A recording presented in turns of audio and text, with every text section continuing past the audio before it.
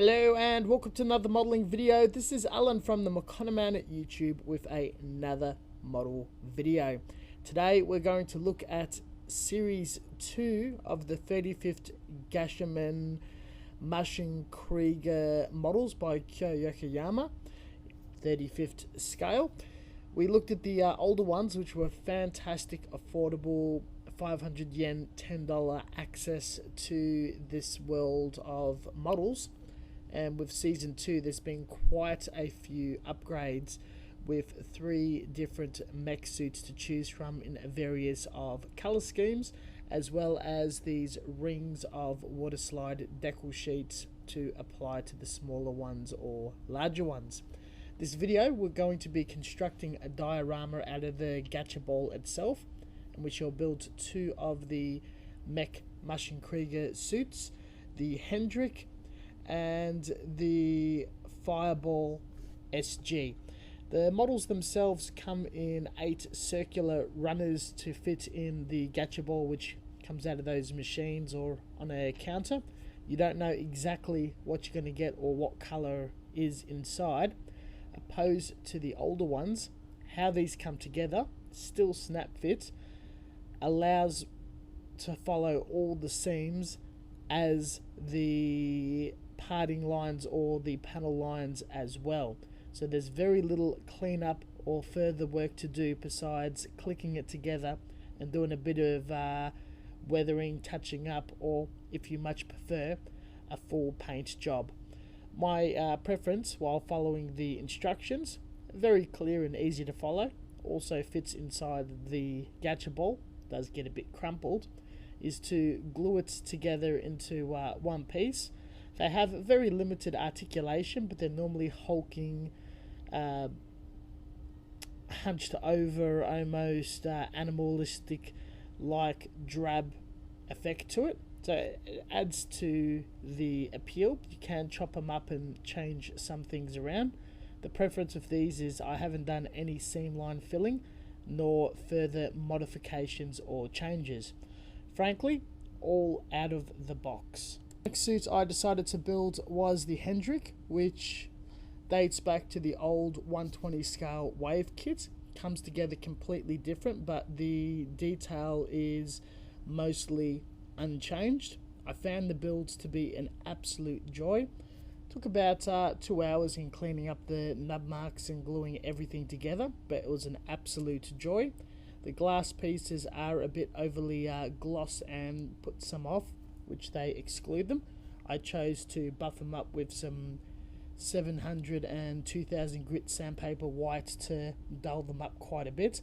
And the figure that clicks inside was very well received and hand painted to bring out the right amount of detail that you would get in a Second World War Wehrmacht German soldier figure. The whole project is snap assembled from pegs and joint holes. I was able to disassemble it to the point of arms, legs, hands, feet, some armor bits. The weapon, you get 2 choices of weapon with the Heinrich and the pilot figure outside. The whole lot was primed in Tamiya grey primer to look for any imperfections. Still very impressive, no injector marks, nothing really required to clean up, and all parting lines do appear to look like natural mechanical panel lines. The choice with this project that I originally thought a snow diorama, a lot like the original diorama, but it felt more fitting for a desert theme, did a multi-coloured camouflage with a base coat in a few tones and building up the scheme with blue tack for a blob camouflage effect, and a basic amount of weathering to pick out all the details from paint chipping, as well as a series of sludge washes, streaks, and hand painting smaller details such as lens flares, any sort of fabric under the arms and behind the knees, and further details that's a different looking material from the standard metallic plate painted armor. Painting was all done via airbrush with airbrushable thinned or pre-thinned lacquers toned on top of each other, a clear coat, and most of the weathering products applied were pigment or oil-based washes, which does allow for a fair amount of time in drying before putting the next layer of a lacquer and more enamel washes on top, as to not dissolve or disturb the layer underneath. The figure was a layer of dry brushing of flesh and uniform tones with a sludge wash. After drying, everything was hit with a few coats of matte clear to dull it up a bit, and pencil for the paint chipping. Finally, gluing each of the components together with PVA glue to hold it in place, and nothing solvent or cement based to disturb any of the paint or have accidental runs. This led to the very first figure being finished. In the process of all this and into the fireball, I started chopping up the gacha ball and filling it up with a mixture of cardboard, junk balsa wood and PVA glue until it started to form something a lot like a trench. A bit of a mechanical doors from a sci-fi roleplay game and a few Gundam weapons were propped together to get a power chimney battery-like stack, and a few interesting mechanical details around as some sort of form of battlefield debris. The sort of look is a goat trail like trench where the mech suits can walk around to get into a position for some sort of recon or surveillance of an area that they're already on garrison duty or protecting. Heinrich to be built and near completed painted with the diorama started only took a week.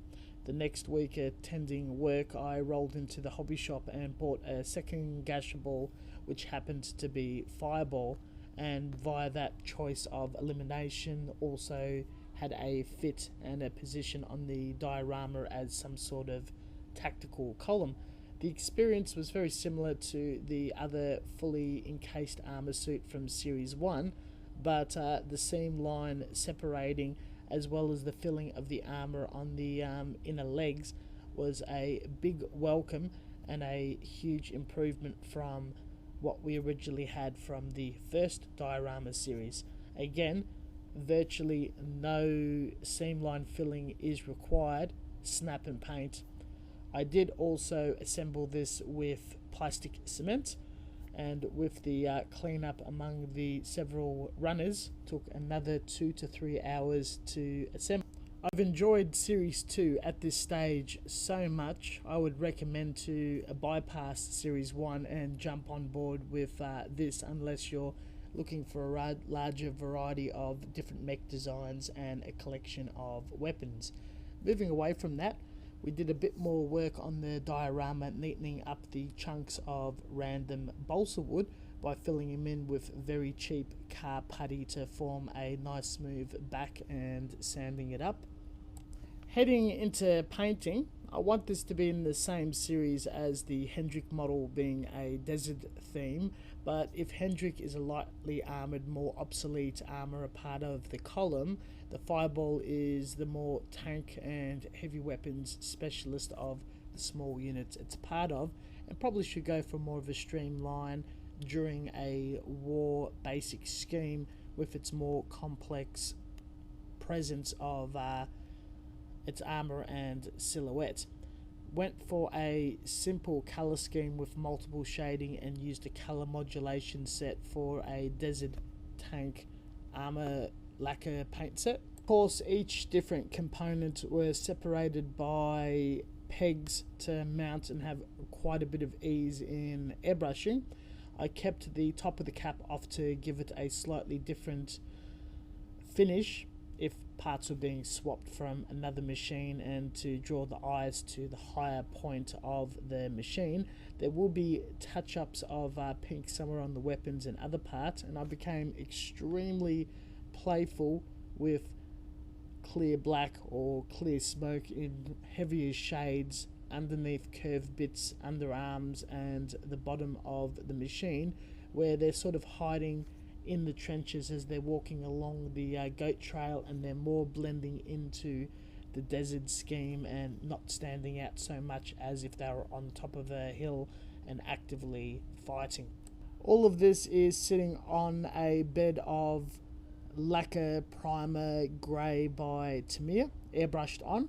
All the other layers in the modulation of paint has been done by airbrush, and the pink patch free-handed with a little bit of shading. Small details such as any armor joins with another material in the tubes, whatnot, was all hand painted, and layers of weathering with barriers in between of a lacquer clear built up any sort of definition and detail. This really popped, and I've enjoyed painting this and loved the finish a lot more than what happened to Heinrich, but that camouflage scheme was also pretty playful. This one, as it's not as defined with camouflage markings like the previous one, I decided to build up a little bit more chipping, as well as pigment of a build-up of dirt and any debris from the top of the trenches falling inwards and landing on some of the mechanical detail that would catch things like dirt or pebbles. The fireball was finished up with a few layers of clear matte. The thruster bells were painted with a different layer of metallic soots, blacks, coppers and silvers for a very worn thruster look, and a few decals during the glosser stages has been placed around with warning signs and some unit or army corps symbolism to patch it all together. The diorama was finished up by layering it all in primer, touches up with putty, PVA glue and a build-up of pebbles and fine dust for definition, and airbrushed in the tones of various browns, yellows, sand colours for a very drab, dark, doom, science fiction, wasteland setting. A few layers of dark browns and blacks for a wash. Very heavy on some more black to blend it in with the gacha ball, as well as any sort of shadowed areas and where the shadows would cast from the mech suits, all cleaned up with a matte clear. On the silo tower, a couple of decals were applied and dusted up a bit with airbrush and weathered furtherly to see that it's heavily faded, as well as one in the crawl space door next to the Heinrich. All of this concluded and finished up with the whole diorama that I've entitled Goat Trail or Trench. A lot of fun, very playful. The one thing I do love about Maschinen Krieger, which I still don't have a strong grasp or understanding of the world, is it's open to interpretation, and due to how vague the lore is, you can insert your own models and storytelling into the whole franchise. It is very drab, it's a dark dystopian future, and it relies heavily on mech suits that either go on wastelands on the Earth or aspects of space and the moon with lunar machinery. So you're up into interpretation of scratch building your own stuff that's very natural curves and rounded off edges, rather than your traditional heavy chamfered and angled mech suits. All in all, the Series 2 set is completely worthwhile. Grab it wherever you come across it, as the market will eventually dry out. Even Series 1 is worth jumping on and having a build, plus the mainstream Wave and other branded Maschinen Krieger models with heavier density of detail and complexity to the build and appreciation of the design. Had a lot of fun, extremely pleased with the story and the layout of the build. The diorama is quite tiny, and when entered in Model Expo was a bit missed and walked past, but as a small vignette you got a rough idea what's going on in the whole setting. Once you build the smaller Maschinen Krieger models, you need to build it up with multiple models or on a diorama to tell the story, as it'll just disappear like a standalone 28mm figure or something that's smaller than 1/100 as a small piece of machinery if on display or photographed online.